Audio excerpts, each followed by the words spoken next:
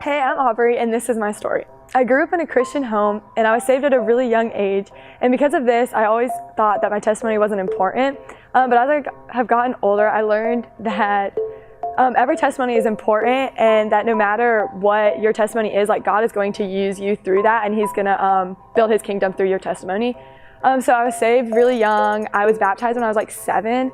And I know that I was saved because I believed in Jesus. I knew that He forgave me of my sins. But it wasn't until I became older that I realized that it wasn't just about religion. It was like a relationship that I needed. So as I got older, there was a lot of moments where my relationship was strengthened and my faith was like tested. And so those moments, I like to consider that my testimony, because that's where I have grown as a Christian and where Jesus really like works through me and changes me.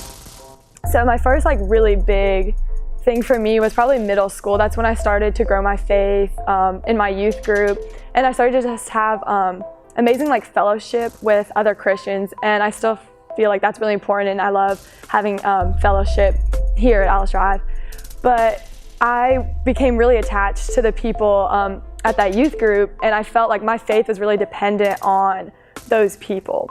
So when I was told that I had to move because my dad's in the military, I started to get really mad at God, and that was probably the first time that I really like questioned God, and I was like, why are you allowing this to happen?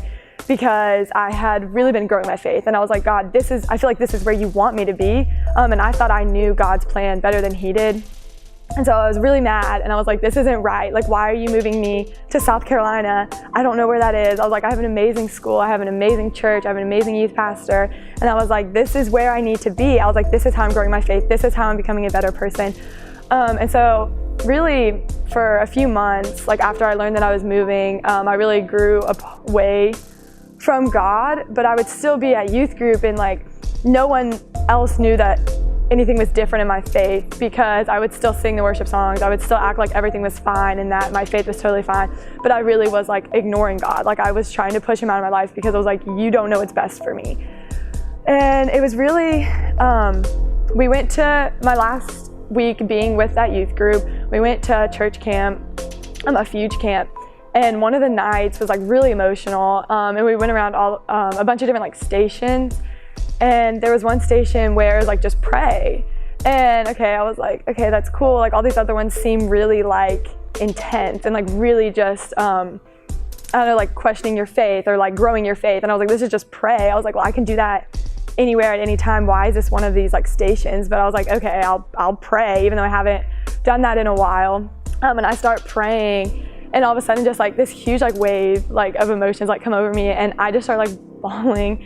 And I was like, and I realized, I guess like before I didn't realize that I was necessarily like mad at God, but at that moment it was like, that's why I had been ignoring Him. That's why I had been shutting Him out, is because I was so mad, because I thought He was taking me away from everything that was making me like who I was.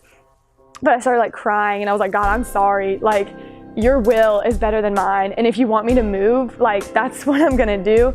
And I was like, I want to go where you want me to go, because I want to follow your plan, because your plan is so much greater than mine. And that was just a really important moment in my life, because since then, I don't always follow God's will, and I'm not always doing exactly what He wants me to do, but that was an important part, because since then I feel like I strive to follow His plan, and I stray from it a lot. But just realizing that it's not about me, it's not about my plan at that moment in 8th grade, really changed my faith, I feel like. So I moved to South Carolina, and I got an amazing school, got an amazing church, and it just really showed me like where I am now. Like obviously God knew what He was doing, and I didn't. Like my plan is always going to be like insignificant or inferior to His plan. But when I moved here to South Carolina and I started going to school, I had always had like a passion for running, which is not normal, but I really like running. And I started to really just like dig into that. And I was like, okay, well, if I'm gonna run, like I wanna be the best. And so I started to train harder than I did in middle school, because it just came naturally as like a young kid. It's like you just run. So going into high school, I was like, okay, like if this is what I'm gonna do, like I wanna do it all in. Like I wanna be a runner. And so that started to consume a lot of my time. and a lot of my thoughts. And I started coming, my first year of cross country was freshman year, and I realized that like, I'm not terrible at this. I was like, maybe this is who I want to be. And it took me a long time to realize that I was allowing like running to define who I was. And I started to like, if I would have a good race, like I would feel like I was worthy. And if I would have a bad race, like I would feel like I was unworthy of like love. And I was like, I had a bad race. Like I'm not as good as I was when I had a good race. And it was probably, I started beginning of freshman year, and it wasn't until the end of sophomore year. I was having a bad track season, and I seriously was like, I started to hate running. I was like, why do I do this if I'm not good, if I'm not the best? Like I wanted to win every race, and I was like, I'm not, and my times are slower than they were even in middle school. And I was like, I'm tired of this, and I started to feel like worthless. And I was like, if I'm not this runner that I like wanted to be for so long, it was like, then why am I even doing it? I was like, so I started to really like base my worth on what my times were, what my places were.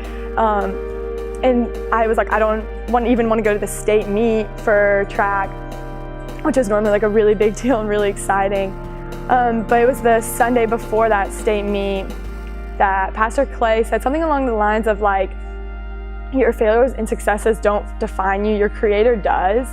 And that was a really big moment for me, because it was like for so long I had been basing like who I was and who I thought I was on what I wanted to be, which was a runner, and my times, like I thought that defined me, and being a runner defined me, and that's where I was finding my identity. But right there, when he said that, it really showed me that it's not anything that I do that is going to define me. And whether I win every meet or I lose every single meet, like I'm still worth just as much because he created me that way. And so since then, like running has really changed for me, and really just everything in my life. Like if I get a bad grade, it just kind of shows me that like that doesn't define me. And so I really try to like continue to remember that moment since then, that shows that like I am defined by the amazing Creator who made me for so much more than a track meet or like a test. I'm Aubrey, and that's my story.